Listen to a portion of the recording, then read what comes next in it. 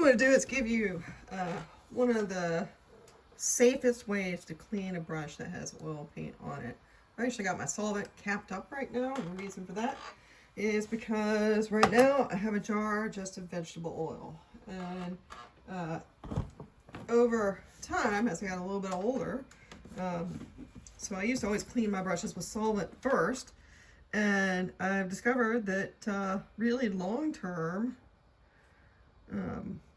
I don't like working with solvents that much, but I love making oil paintings. And so one way to be a little bit safer with that is to actually remove as much oil from the brush first using an oily substance like vegetable oil, olive oil, mineral oil, and that is a bit safer. And you can see I've already got quite a bit off, right? And the other thing I've done is I've actually put a glove on in this hand, and that's because that's the one holding the brush. So, okay, and so it's really allowing me to transfer a lot of the pigment to the paper towel. Okay, so I'm going to do the same thing, dipping in, and you can see a lot of that stuff is really coming out great. So after this, I have two choices.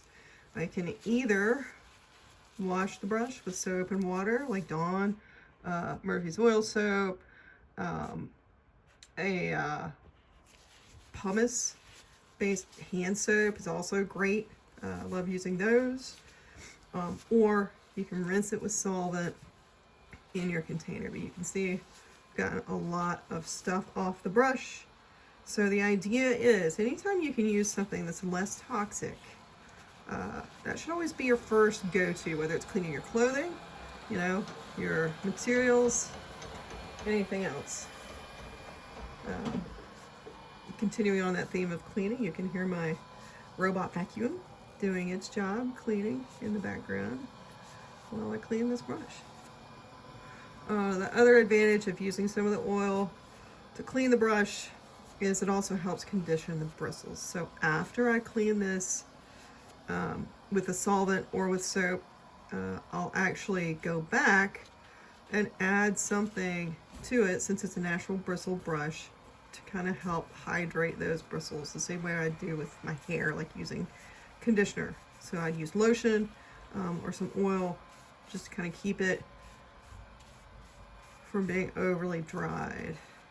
Okay, and again, that's really pretty clean, but I would want to finish the process by then going into my container of solvent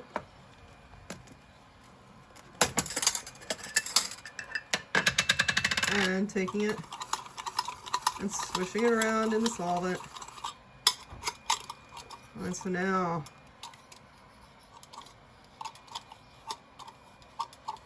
much better.